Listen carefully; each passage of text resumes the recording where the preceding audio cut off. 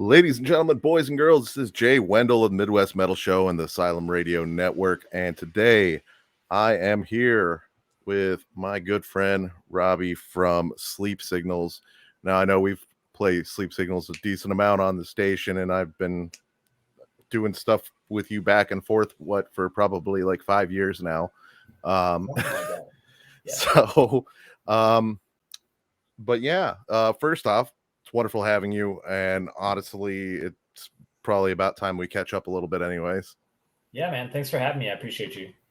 So, for those that don't know what happened, and I'm gonna assume that most people that watch probably have an idea of some of the trials and tribulations that you guys have had, especially as of this last not quite year, but it's been about that long now at this point. It's getting there at least. Yeah, like 8 or 9 months, I think. Yeah, August. Yeah. So why don't we go ahead and just start off, just for the people who need to play catch up, and talk about, well, what made this year so much of a trial.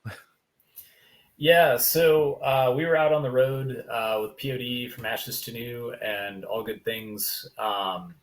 We had some connecting dates prior, but we were on day 2 of that tour, somewhere in the middle of Missouri, close to somewhere, I think, between like Kansas City or maybe just north of St. Joseph, I think, Missouri. About 4 o'clock in the morning, we got rear-ended by a semi. Can't really talk about a whole lot of details yet. There's still a lot of stuff kind of going on. The band sustained some pretty serious injuries to most of the guys. Fortunately, everybody survived. We didn't have any fatalities, so that's at least one good thing. We had the whole band, photographer with us, and a driver. So 7 people on board, and it was pretty crazy. Nothing like getting woken up in the middle of the night while you're sleeping, getting run over, having your bus run over by a semi truck. So it's definitely been a challenging year. We've really not been a stranger to adversity and like strange things happening to us. Like our van fire comes to mind. My stroke back in 2018 comes to mind. But this definitely was, this one definitely hit us probably the hardest, I think, and continues to hit us pretty hard still as we kind of try to get back to normal, or as close to normalcy as we can anyway. So, I mean, obviously, yeah, with the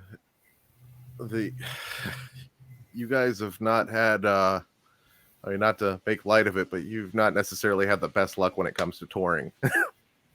Yeah, and honestly, it comes with the territory to an extent. I mean, we've toured a lot. We've been on the road a lot. I think we've played around, probably pushing like 600 shows now with the band. So I mean, we're on the road a lot, and when you put yourself out there that much, something's bound to happen eventually. And it's happened to a lot of bands. The Ghost Inside comes to mind, Candiria comes to mind.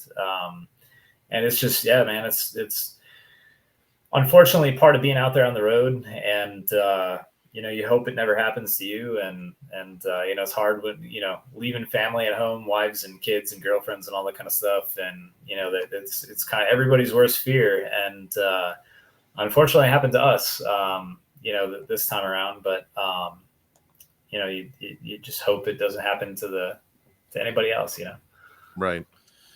Actually touched on it very slightly, actually, with Candiria. I talked to, it was a week and a half ago. I talked to John Lamacchia. Had a really awesome conversation with him. If you haven't actually had a chance to listen to any of his solo stuff he put together, oh my God, it's fantastic. Nice. Well, first off, I mean, obviously you guys are trying to get back to, as close to 100% as you can. I mean, obviously with some of the injuries sustained, and for those that haven't caught up and haven't seen kind of Travis's journey through things, especially, I mean, that's definitely it's a tall order. Not to say that it's not an. I don't see him stopping anytime soon. So Yeah, none of us, man. Everybody's like cautiously ready to get back out there. Grant's actually out on tour right now, filling in for Late Night Savior. They're out with the Beer Union. So he's out right now. He's the first one to kind of like get back in a bus or a van, right, get back out on the road. So kudos to him. I know when the time comes for the rest of us, we're all ready to go, but it's gonna be hard, man. I'm sure it's gonna be hard to go to sleep on a moving vehicle again for a long time for everybody. So I have no doubt. Well, I mean, and obviously this changed up a lot of what the band's plans were and everything like that, because I remember that obviously before all of this happened, before you went on tour, you had, what was it, 4 videos you recorded and or that you guys were getting shot at in a row? yeah, we had 4 and we were putting them out pretty close together. We released already Means, The Victim, and Digital Sleep. And unfortunately, we really didn't get a whole lot of time to promote those or do the work that you normally do behind a video release, because all of this happened days after the last one of those had dropped. But yeah, we still have one more, The Return. Ironically, that's going to be the next thing that we release after we kind of come back. So that's slated to release June 10th, and the video is super cool. We're so excited. It's been really hard to sit on that thing for now over a year. We've been sitting on it, and it's definitely like it's the coolest video we've ever done. It's really, really good. So I'm really stoked about it. It's almost serendipitous that that's the one that ended up being the one that you didn't release yet. It seems there's almost an irony that that's going to be kind of putting your feet back in, essentially.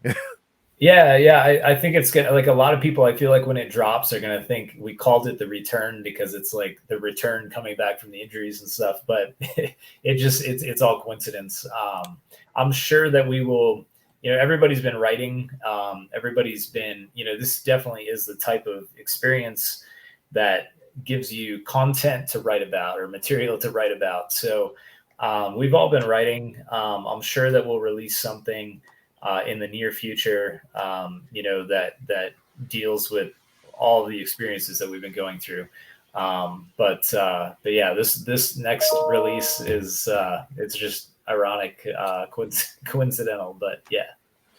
So that, and do you guys have any of the Firebat shirts left, or did you already manage to sell through?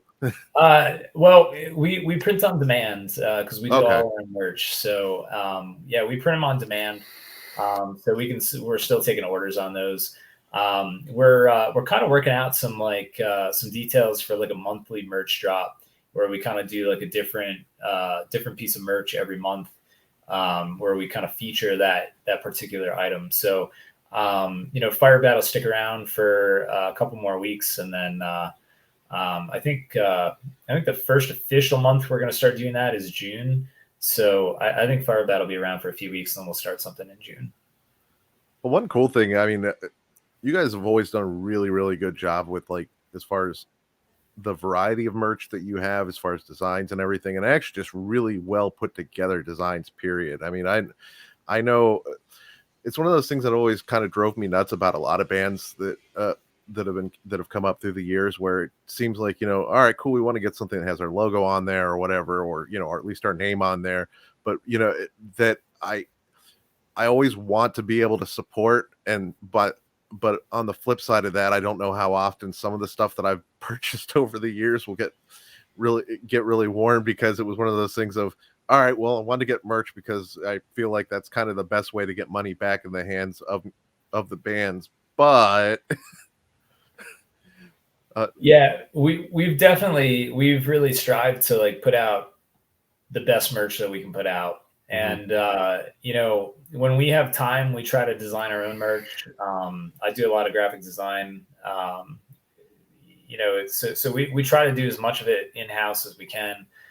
Sometimes we just don't have time. We end up kind of like outsourcing it to other artists. But yeah, man, we've definitely got a good handful of artists that we work with on a regular basis that can just crush it, and super thankful for that. We end up, usually our merch table looks pretty good. So we're really fortunate in that sense. I think I have at this point 4 Sleep Signal shirts and a hoodie. So Right on, man. I appreciate you. I think the only person I know that has more would probably be Kitra over at Rock Rage. Yeah, I suspect she actually has more than I do. Kitra's got like one of everything. Like Oh, it's no. so funny. It's so funny. Kitra actually ordered the fire bat, and then realized. Here's the deal with the fire bat. We bought that design and printed that design right before we left for the POD tour. Mm-hmm. And like I said, we were 2 days in. So we had that in Denver, and that was like the only show that we had it. And Kitra happened to buy it in Denver. And so when we re-released it now, only a handful, I mean, maybe 5-10 people bought it at that show. Right. Other people bought other merch, Yeah, Kitra ended up having it, and she bought it when we just re-released it, and then she realized after she bought it. So right. I had to actually sat on Messenger with Kitra and went through like all of our like vault shirts that we have, that because I'm like, all right, I'm gonna find you something that we don't have, or that you don't have.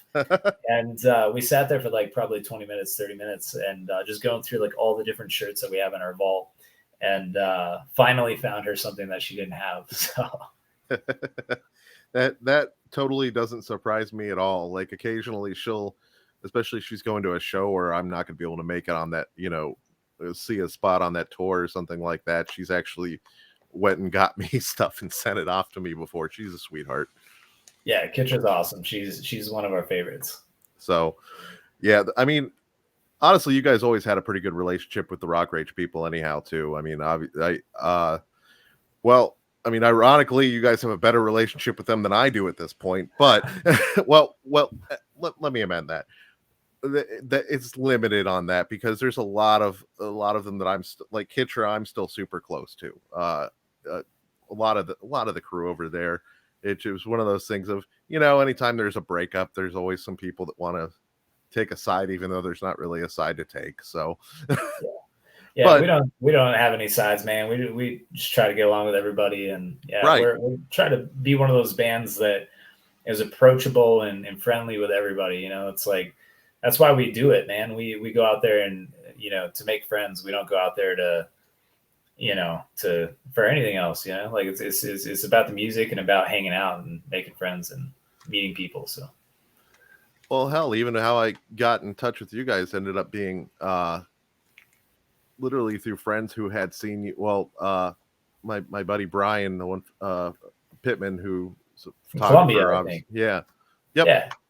And he's the one that introduced me to you guys. Actually, he's introduced me to a lot of bands that I still am very close with to this day. So that's awesome. Yeah. We went to high school together. So in Akron, Ohio. Right on. Yeah, it's our high school was awful. It was so bad to the point where it went under academic emergency and eventually got shut down. But gotta love it. Right. So what have you been doing to keep yourself busy aside from writing music? Obviously, family stuff, and Yeah, I've been doing a lot of family stuff. I've been taking advantage of it, man, because we're usually on the road so much that it's really hard to make like commitments, So this past fall, I coached my son's basketball team. This summer, I'm coaching his baseball team. I grew up playing a lot of sports and really loved sports. So, it's really cool to actually get some opportunity to share that time with my son. Just trying to hang out with family, work on my house that I've been neglecting. I just actually bought a new house. We moved out to Oregon. just to be closer to the rest of the band, and frankly to get out of the cold, shitty Wisconsin winter weather. I mean, yeah. But yeah, trying to catch up on my house and get everything in order here. And Jay and I, our guitar player, we've been working on kind of starting up, a printing business, and just kind of trying to do some different things that we haven't really had time to do with everything else that was kind of going on after the wreck. So that's actually kind of nice to actually be closer to the bank. I mean, because you guys were like especially when you were in Wisconsin at that point, everybody was kind of everywhere except close to each other. Yeah. So I mean, the band technically, I guess, is still from Minneapolis, but none of us live even remotely close now. Right. But it's I feel like it's weird to say like, oh yeah, we're from like Central Oregon, Idaho, and Washington right now, because that's kind of where everybody is, and then why it's in Arizona even. So we're just we still say, yeah, we're a Minneapolis band. Right. That's the scene that we started in, and just built up our chops in and everything, and so that's always kind of going to be home for us. But yeah, man, the winters out there are just it's too much. Look, so it turns out like I'm at least so at first when I did the whole Midwest metal show thing, like everybody that I was working with really was in the Midwest. Now I'm like one of the only ones that still is, and even then, like more southern Ohio and stuff like that really isn't that bad when it comes to winters anymore. Like I was used to living by the lake where we just get like, oh cool, there's like 2 foot of snow out there. That's awesome, And now at most I see maybe like, I think over the last couple of years, I think one day it got up to like 8 inches, but 8 inches is nothing. Although everybody here freaks out about it because everybody freaks out about snow if they're not used to snow. Yeah, man, this is the easiest winter of my life, like hands down. People here are freaking out when it's in the 20s and 30s and stuff. Like, I mean, like most of the daytime highs here all winter long are like upper 30s, lower 40s. Occasionally, it gets a little colder than that. Right, which is nothing. If you're used I'm used to like 25 below and 40 below wind chills. Like this right. This is like tropical. Well, that's a heck of a move you made, though. I mean, that's halfway across the country. Yeah. It took us like 3 days to get out here, like with the U-Haul and vehicles and pulling a boat and pulling another car and just we're driving slow, and it took us like 3 days, 3 full days of driving. So yeah, doesn't sound like a ton of fun. Well, then again, you know what? I don't think moving's ever fun. It's great once you're actually like settled in and everything like that, but the moving process itself, I've never been through one that's fun. Right. So, but I mean, that being said, that's going to be interesting as far as well, that'll give you some interesting opportunities as far as where you're starting from tour and everything like that, as you go along too. And honestly, Oregon's you're in Oregon now, right? Yeah, Central okay. Oregon. Yeah. Okay, so honestly, you're close enough to bigger hubs when it comes to music and touring and stuff like that, because it's not well, hell, I mean, California is huge, don't get me wrong, but it's still one of those things that's fairly close to, and California will always be a hub for music touring spots and stuff like that, and gives you the option to even do like some smaller, more regional tours and stuff. So yeah, it's it's kind of weird, man. Like I see a lot of tours kind of skip like Seattle and Portland area and stuff up here in the Pacific Northwest, and not really sure why. It's kind of weird, but like we're in Central Oregon, so we're on the other side of the mountain range, and from Portland and everything, it's about like 2.5 hours, 3 hours to go to Portland. Right. But the thing that does suck is like in the middle of winter, all of the passes are like really gnarly. Like there's a lot of snow. So if we ever head out on a tour in the summer or in the winter, it's just gonna be a tough time getting out. But once we get out, and like even in Northern California, like Redding area and stuff going south, then you're fine. But yeah, it's kind of we get like nice 4 hour really hairy drive where it's like white knuckle tight on the steering wheel on driving on ice and snow through the mountain passes and stuff. And that's never fun with a bus and a trailer. No, not at all. Not even remotely. So, as far as like personal life goes and everything like that, now did you end up finding like a gig day job wise that way and everything, or? Yeah, so I work remotely. I do software stuff. Like, yeah, we've talked about that before. I Oh yeah, remember because I know you're in IT kind of stuff too. But yeah, so I mean, I'm still doing that, which is awesome. It allows me to, because there's not a ton of money in music. Everybody knows that, unless you're like right, the top tenth of a 10%, maybe. But right. but And it turns out IT actually pays pretty decently once you yeah, actually get. Well, let me amend that. It pays decently once you sort of cross a certain line, because initially it pays shit and job stability is terrible. But yeah, I'm fortunate to be like I've been doing it a while now, so like I'm kind of in management kind of stuff now. So yeah, it's pretty nice. But yeah, it's great because it allows you to kind of get that flexibility. It's something I've been working remotely for probably 9, almost 10 years now. So even before this band started, I was working remotely for the most part. So that's what afforded me to be able to get back into a band and start doing the band thing again. Because I played, grew up playing in hardcore metalcore bands and stuff, and obviously there's definitely no money in that. At some point I was like, I better quit the band thing and kind of go back to school, and got just a quick 2-year degree and start working remotely, and then it's time to get back on the road again. So that's really cool. yeah, I'm in and out, unfortunately. Well, not unfortunately, with the team I work with anyhow, we end up dealing with servers a lot and stuff anyhow, so we kind of have to at least spend some of our time. Like right now, my company's back to office, but we're still back and forth because we can get away we only have 5 people on my team anyway, so Yeah, my company is based out of Boston, so like I'm always remote anyway. They have people in the office out there, but the one thing that does suck is working on the West Coast for an East Coast company, though, because like when they start meetings at 9 o'clock and I got to be online. That's 6. Yeah, that's 6 in the morning, right? Yeah, that's a little brutal, but yeah. Get done early though, then you're out by like 2. That's great. And then that allows you to get into a venue and get set up and sound check and do your music thing. So it's all good. Right. You might be exhausted after once everything's said and done. But hey, type A, man, super type A, gotta like go anyway. If I wasn't doing that, I'd be doing something else. So right.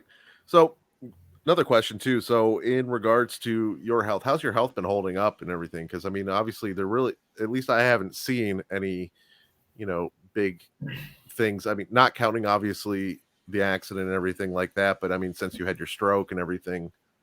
Yeah, it's hard, man. It goes back and forth. Like I have good days, I have bad days. There's a lot of residual stuff. Still have like a lot of residual numbness. I have a speech impediment. Like a lot of people can't tell because they just don't. Like I can tell. I know it's there. So a lot of residual stuff like that from it. And I definitely like feel the impacts of it. Even now, it's almost 4 years. It's been almost 4 years. And then, yeah, as far as the rec goes and everything, I'm still in a lot of PT, trying to like acupuncture, doing some different things. My neck got really wrecked.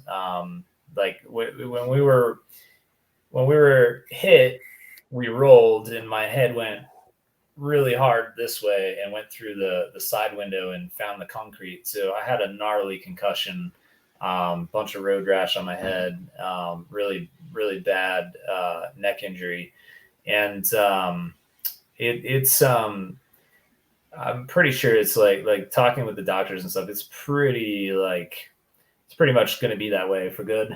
I think so. When you come to our shows, I'm probably not going to be headbanging much on the stage anymore. But you got to adjust a little bit. yeah. I have to make some small adjustments. Just a lot of head and neck stuff, man, still. And like I said, trying to do the PT thing a lot, twice a week. Trying to do the acupuncture thing. I'm not super like I'm covered in tattoos and everything, but I'm not super stoked about getting acupuncture needles stuck in me for some reason. That's been an interesting thing.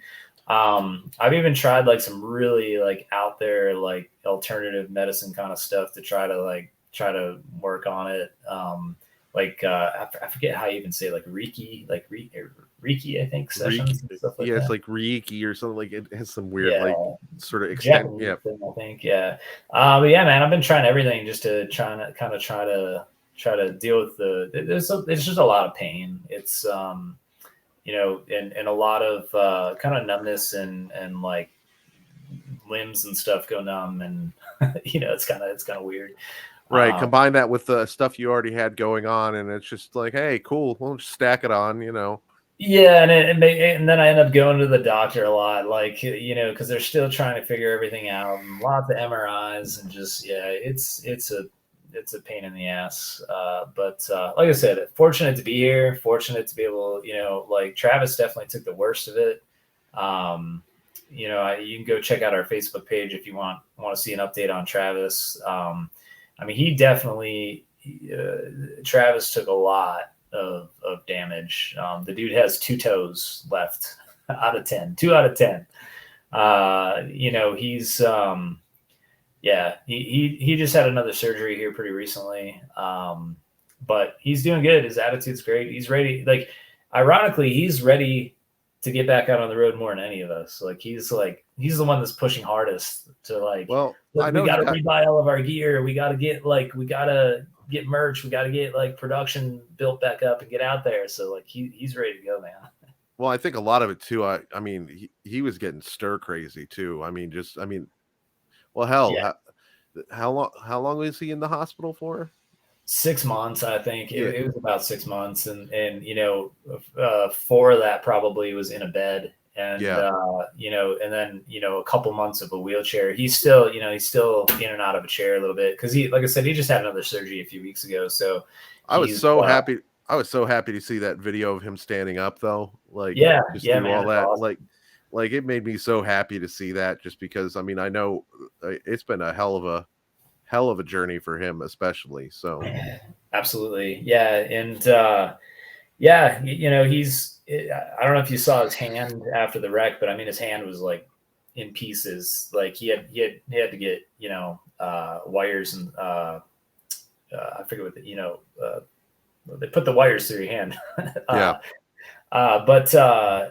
His hand looks pretty funky now, but he can hold a pick and he can play. So he's been playing bass and playing guitar and rebuying his instruments and stuff. And man, it was pretty crazy. So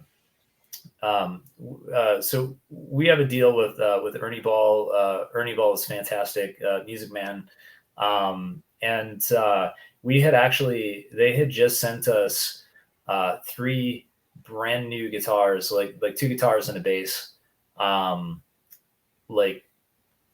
want to say it was 3 days prior to the wreck, and we lost them all in the wreck. So it was heartbreaking because we get like these beautiful custom Music Mans, that they just built for us in the factory. We were waiting on them for like 6 months, and we get them, and like 3 days later, they are in a dumpster. Right. So that was like pretty heartbreaking. Yeah, let's see here. And that's obviously not even remotely all the equipment that you guys lost. Yeah, we lost everything. And we're in the process now. Like there's pending stuff going on. Hopefully we'll get some relief. That will cover some of the gear at least that we lost. Right. But it's taken time. It's going to take a long time probably. So yeah, we've just kind of been like working on putting money together, saving up money to just kind of rebuy everything on our own. And we're pretty close. We're starting to get some orders put in and stuff. We got to rebuild all of our racks and our brains and everything. And new laptop, got to get all of our production all synced up to it and everything. So a lot of work ahead of us before we can actually get out and play live. But we're getting really close. Right. I suspect we should probably be I'm hoping, optimistically that we can be on a stage, by sometime in the fall, hopefully. So.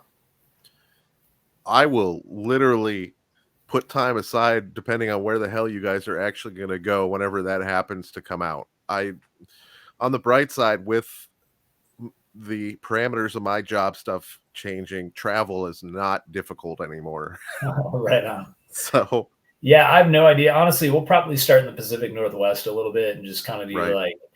like Portland, Seattle, Boise, Kennewick kind of things, just to kind of get back into the swing of things. It's hard, Yeah. especially like I said, we've played I think 600 shows with this band, and you go from playing like 100 shows a year to not playing for over a year, and we had just come back. We just dealt with that with COVID.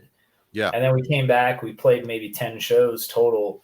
And then again, now it's like, all right, let's take another year and a half off, So it's hard on voices. It's hard on, it takes you time to get like really back into the swing of things. So we'll probably start kind of small and just like do some Pacific Northwest kind of stuff, especially where we don't have to like drive in a bus across the country, preferably. And then, yeah, like hopefully once we get things rolling again, I know we're going to push some radio again probably soon. So hopefully we get out on some big tours or something and support that. Well, somebody that might actually be able to help as far as finding some dates that way too. Once you actually come to the point of where you start planning and stuff. I don't know if you guys have ever talked to the guys or the crew over Honest Brutality. They work with Rock Rage too, but yeah, they're based out of Reading area. Yeah, we've worked with them before. Ironically, I've done an interview with them. It was like one of the most memorable interviews that I've ever done, because I was walking around outside. We were at a rehearsal, and we were rehearsing at a place kind of out in the country. Mm-hmm. And I was I was on the phone, kind of just trying to get away from the noise. So I kind of was just outside walking around in farmland, Right. And I was wearing flip-flops, and I'm like mid conversation on the phone having this interview, and stepped on a wasp, some kind of large bee or wasp or something.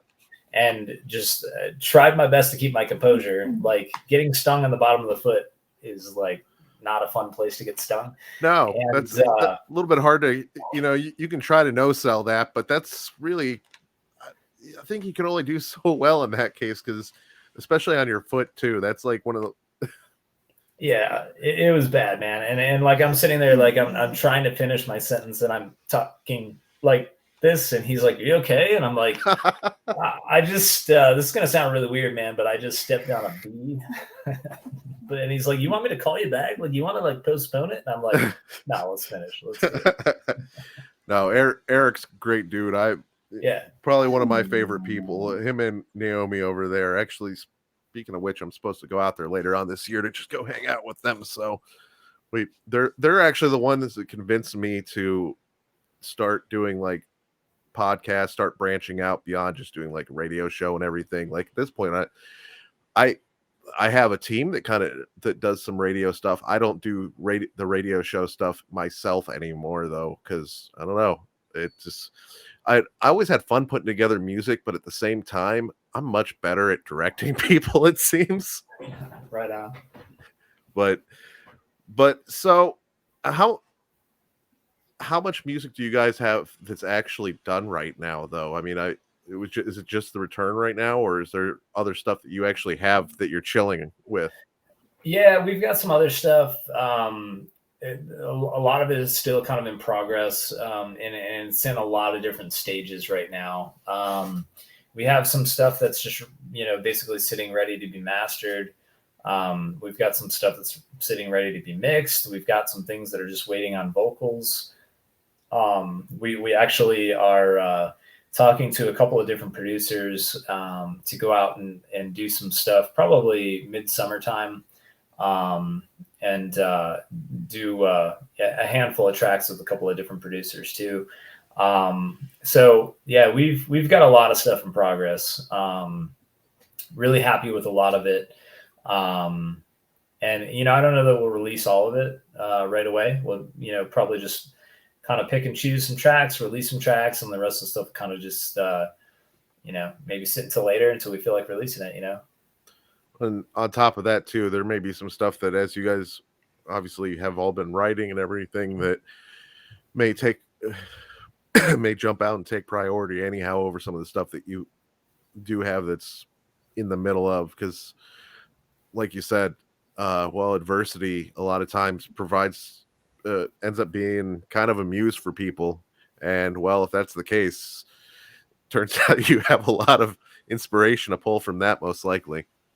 Yeah, for sure. And we're kind of working with some teams, to try to build some things up and really hit hard when we kind of really come back here from this. So yeah, there's a lot of stuff, and we got to keep like a little bit of a backlog too of music. We've always been an independent band.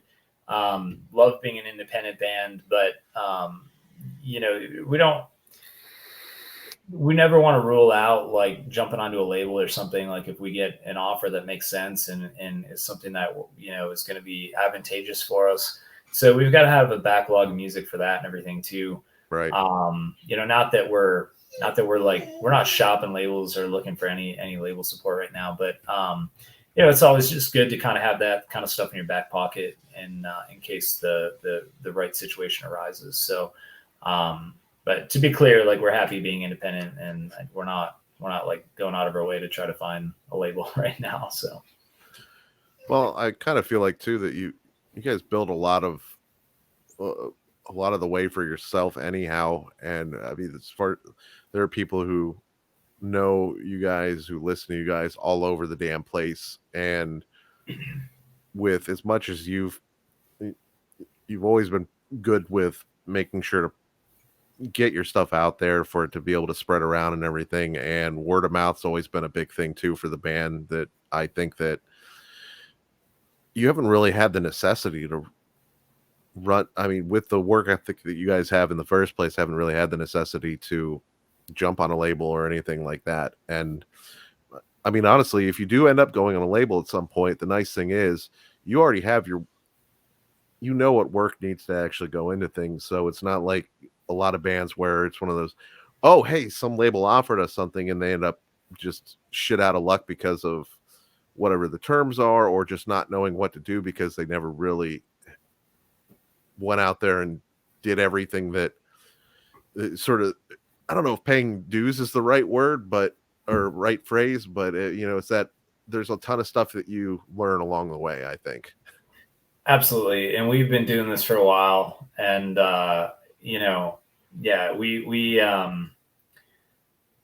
we've had a lot of help, with the team that we've built ourselves and everything. So, I mean, it's not like we've done it all on our own, but, we've got really good radio people. We've had good management in the past that we've worked with, that have helped us out with a lot of opportunities and things. So, you just kind of, that's why I said, like, we're not opposed to a label or anything. It's just like, it's got to make sense, and we just haven't seen anything that makes sense. Like, we've been able to accomplish a lot on our own, just busting our asses and getting out there and touring. Like, it's really what it's all about. Just get out there, put yourselves out there and play shows, like tour as much as you can. And that's always been kind of our mentality.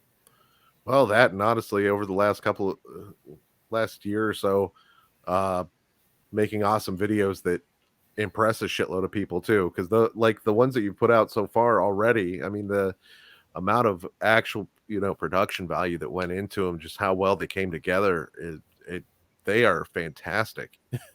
Yeah, man. Shout out to Evan Stuvey and Adam Stanton. They're both just insane directors. Adam does a lot of like green screen stuff, and his work ethic in just learning his craft is insane. I mean, he is an amazing videographer, and we've been so fortunate to be able to work with him. He did Digital Sleep. He also did The Return. The whole thing is filmed with green screen. And we built a lot of props, like in the band and Adam, we all worked together to build those. And it came out awesome. Like I can't wait to share that video with everybody. It's really special. Just really happy with how it all came out. So beyond that, I'm gonna assume that, are you guys thinking about doing like a like a LP or anything like that with the stuff that you do have out? Or because I know obviously a lot of the stuff, they'll be able to, you can download obviously from different, wherever the hell they would get music from normally and everything like that. But are you planning anything physical with the new stuff? So I mean, we've got like the EP that we put out, Ethereal, last year, and again, like we lost all of our physical stuff Right. on the tour. It really sucks. We had just printed 500 vinyl. I think we maybe sold 100 of it. The rest of the 400 of it is sitting in a dumpster. So it's really hard to see.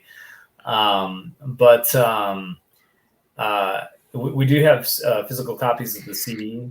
We had ordered when we were out on that POD tour. We had ordered a couple thousand more units, and we're sitting on those now still because those aren't delivered yet. We were going to pick them up mid tour, so yeah, we still have physical CDs, and then like I said, we print merch on demand, so we're still doing the merch thing. But yeah, no plans really right now to do like to release like a physical full length anytime in the near future.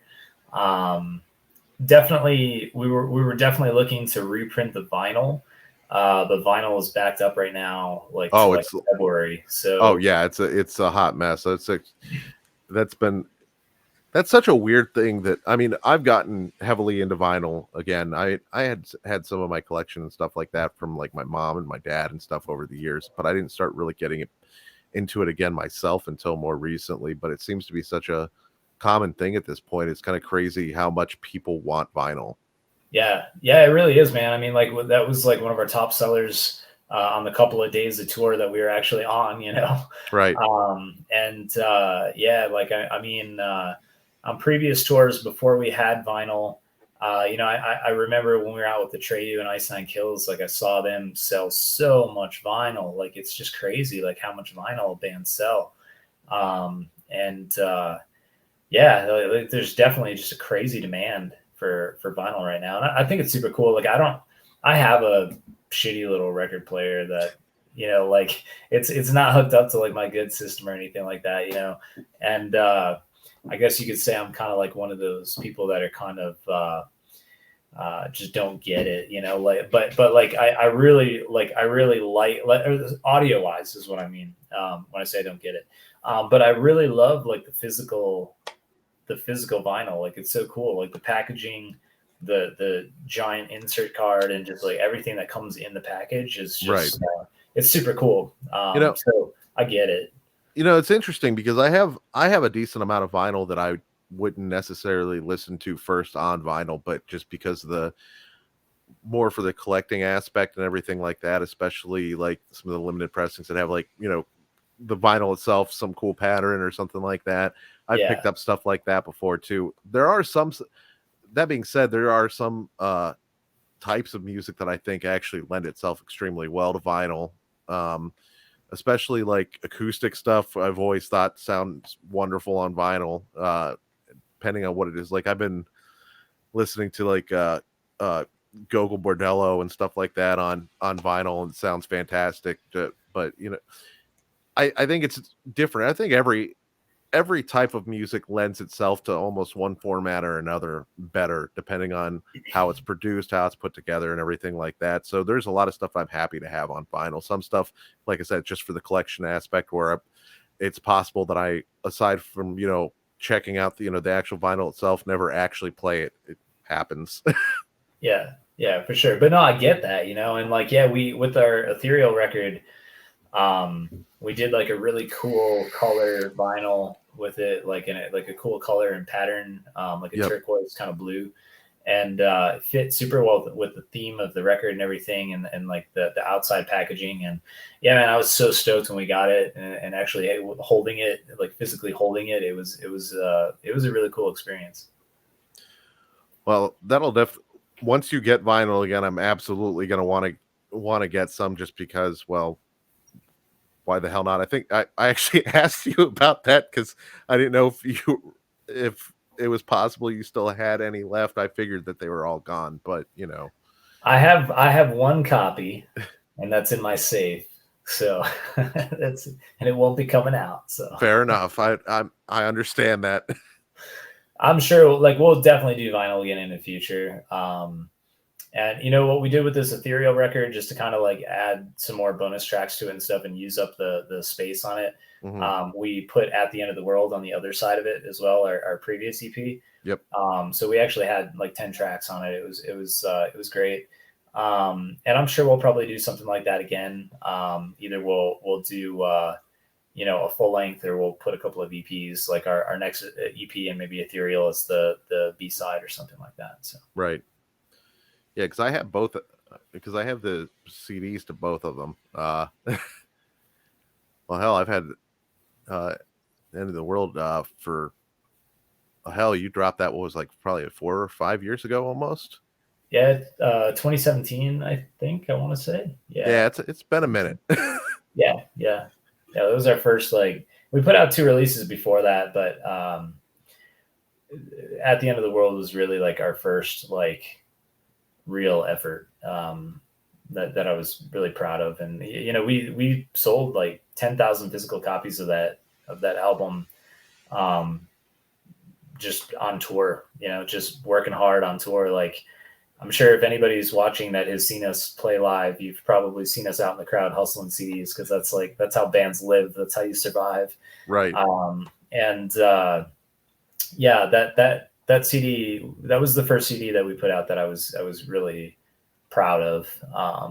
So yeah, it's we are out of that now too. So eventually we'll probably have to repress that. We lost we had a couple hundred copies left over in the bus wreck, but I'm sure we'll reprint that at some point too. Right. I think that was almost the point where I think the sound really came together for, like, I mean, everything kind of led into that, because it was one of those, you know, you bounced around a little bit more early on and everything, as far as, you know, what the sound actually was gonna end up. Not that it isn't continually evolving as it goes, but it feels like that's right around the point where it felt like this is Sleep Signals, rather than, you know, rather than trying to figure out. Yeah, exactly. Yeah. So other than that, have you gotten any, since you had to get new equipment, you get any fun new equipment recently? I actually got a new Music Man, a really awesome Cutlass. It's a fantastic guitar. If anybody's looking for like a really legit guitar, go check out Music Man. Ernie Ball and Music Man have been super good to us, sending us strings and sending us gear and stuff. Really great company.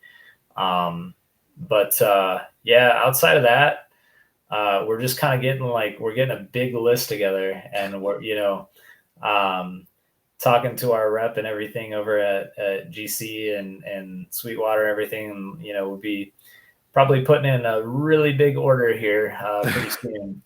But yeah, we got to rebuy everything and kind of rebuild everything. So it was cool, because we actually got to kind of like, you know, we built everything else like very like organically and over time, and just Right. like kind of brought just different gear together and then kind of replaced different things. This has been really actually kind of cool, because we've been able to like say, okay, we know what we want, what we don't want, and like this is what we're going to build. Like, we have so much more experience with all of the, you know, different wireless systems and different mixers and different, you know, in-ear systems and just everything, you know, so much more experience with all of it. So that's one really cool thing, is like we can actually take a step back and like get exactly what we want. So that's been cool. You're far enough along that you don't really have to do the whole trial and error method when it comes to building out everything again. Right. Yeah. Now, mind you, it'll hurt the pocketbook a little bit. I don't even want to think about it. I don't want to know what the total is. Like, it's like we're gonna have to. But you'll be so happy and just not think about it. but you'll be so happy once all that stuff is actually in hand. Yeah, it'll be awesome, man. Like everybody is really ready to start rehearsing again and start actually playing music again. We need it. we desperately need it. So yeah, it's going to be great. Well, one thing I thought it was really cool to see is like there's a lot of other bands that were obviously giving best wishes to everybody that you were on tour with and everything. I know Saul sent over a ton of shit for Travis and stuff like that, Yeah. Yep. and that's one thing that always makes me really happy to see is when like a lot of when other bands and stuff like that try to do what they can to step up and help out and everything, and because I feel like that's something that seems more rare these days, but like especially when it comes to like the more rock community and everything like that, it always seems to there definitely is some tightness there. Yeah, man. It's there really is, and it's I can't explain even my appreciation to all the bands and fans and everybody too that really got behind us, and there was a GoFundMe set up to kind of help out the band, and help out Travis, and a lot of people contributed to that. A lot of bands that we've toured with and stuff contributed. I know that there are a couple of bands that set up like some benefit shows and stuff, and some fans that set up benefit shows, and it all really meant a lot to us, and really helped us to kind of get through the early stages of all of this that's going on, and take care of these crazy hospital bills and just everything else that's going on. I can't even imagine how. Yeah, so yeah, it's been super cool, and yeah, I was super appreciative of the Saul dudes, the great dudes, sending stuff over to Travis, and I know like Ice Nine Kills, had donated to our GoFundMe and stuff. A couple other bands had done it too, and yeah, it's just super cool. And we've been trying to pay it forward a little bit too, when we see like a GoFundMe for a band or something like that is having, I haven't seen any quite as serious, fortunately, as us, but every time we've seen like a band that has had a wreck or crash on tour or something like that, we're trying to donate to it and trying to help them out and try to do whatever we can to help them out, because we just really appreciate all the help that people have given us. It really has meant a lot to us.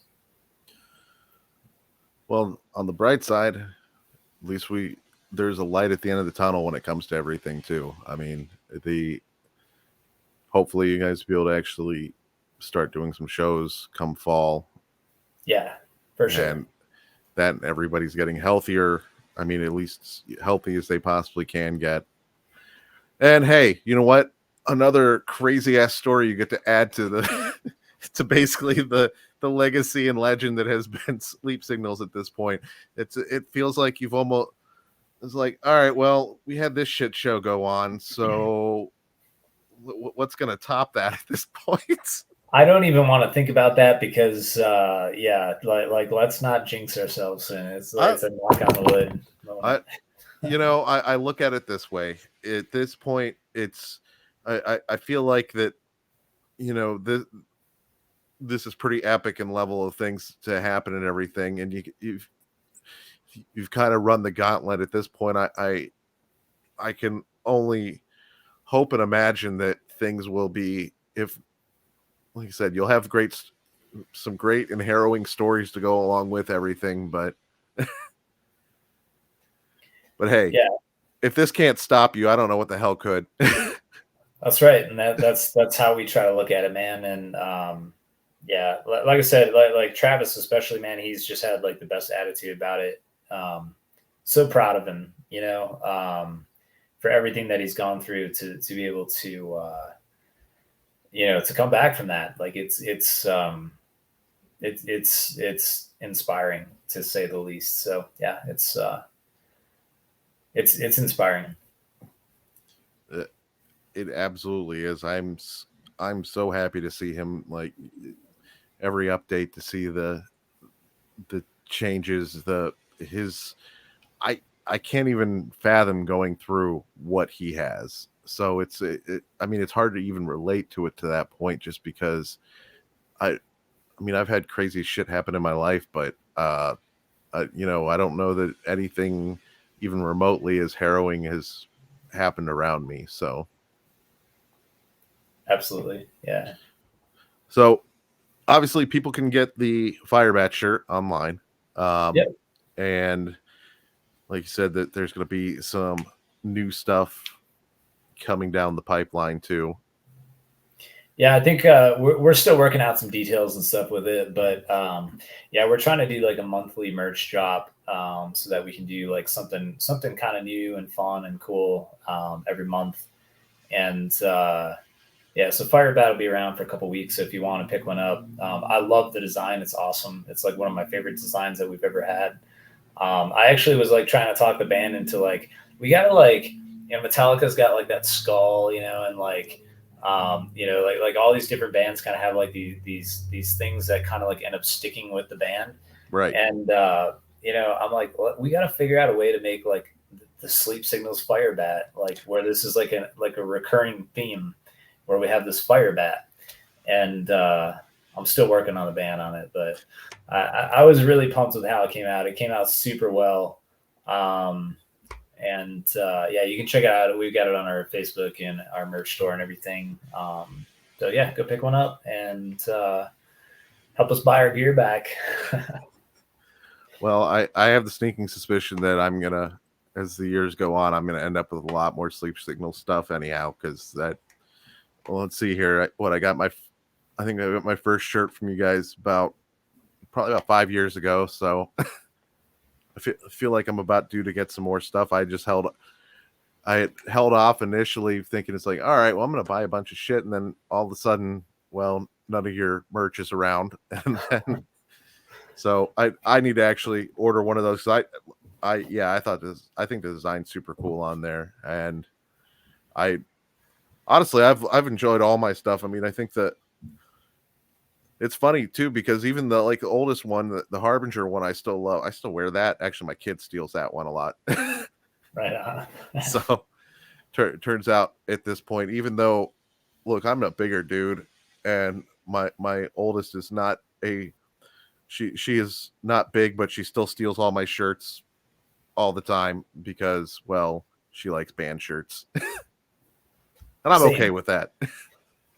I mean, Yeah, there's awesome. rarely a point where I'm not wearing a band shirt myself. So, but beyond that, so anything else exciting coming along? So what's the date, drop date for the return? June 10th. So yeah, the video drop on I know the track is dropping on June 10th. I think the video maybe it'll drop like June 12th. But it might drop the same day too. I think we're still kind of trying to figure out the video, but yeah, I know the track for sure drops on June 10th. So yeah, just keep your eyes out for it. We'll have some Spotify pre-save kind of stuff going on, YouTube stuff going on. And yeah, we'll be kind of releasing some teasers and stuff over the next few weeks here, before it comes out. But yeah, definitely keep an eye out. Check it out on YouTube. Leave us a comment. Let us know what you think. And check out all the other share videos it. too, because all the other videos are fantastic. Yeah. We've been, like I said, man, we've been really fortunate with the last couple of directors that we've been working with. We've got a really good relationship with these guys, so I think we'll probably be flying back to Minnesota quite a bit to film new videos for the new music. So, But not during the winter. But not during the winter, probably not, unless we're trying to like shoot outside, which I really don't want to do.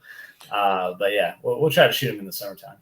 Right. Yeah. I mean, look, I like Minnesota. I really do. However, I don't really like Minnesota during the winter at all. Yeah, it was that. Like I said, that's one of the main reasons we got out of there, man. It's just miserable. You can't go outside in the wintertime. Sometimes it's just like too cold to go outside even. So Yeah, that cold that like just hits you in the lungs to the point where it feels like you can't even breathe. yeah, I've got like cold induced asthma too, so it's like it adds to it. It's just like it's not a fun thing to live there in the winter. Well, and honestly, it's probably better that you move too, just because when it comes to like pain management and everything like that, cold doesn't do you a lot of favors. Right. So at least that level of cold. There's other pain management things in Oregon that are not things you can do in Wisconsin too. So that's another part of it too. There's that as well. So, all right, man. Well, obviously, people can find you on Instagram, Facebook, everything like that, YouTube. TikTok. Check out our TikTok, because we're really working on our TikTok audience, and TikTok is like kind of the thing of the future for music. So definitely check out our TikTok. That and buy music, do it. You can find they can download all your tracks on Amazon. Obviously, all your stuff's on Spotify, iTunes, all that fun. Literally, if you can get music from it, there's a good chance you're going to be able to get Sleep Signals on it. Absolutely. So, all right. Before we go, anything else you wanted to talk about? No, man. Thanks so much for having me. It's been fun, man. It's always great talking to you. And I'm sure we'll talk to you again soon in the near future. And like I said, too, once you guys actually do hit the road and everything, I am more than happy to travel out, just because it'd be wonderful to see you guys on a stage again. Absolutely. So, all right. Well, guys, this is Robbie from Sleep Signals. And like I said, listen to all their stuff if you're not already. I think a lot of you probably are, but if you're not, you're doing it wrong. Thanks, man. All right. Thank you, man. Have a good one. Yeah. Bye.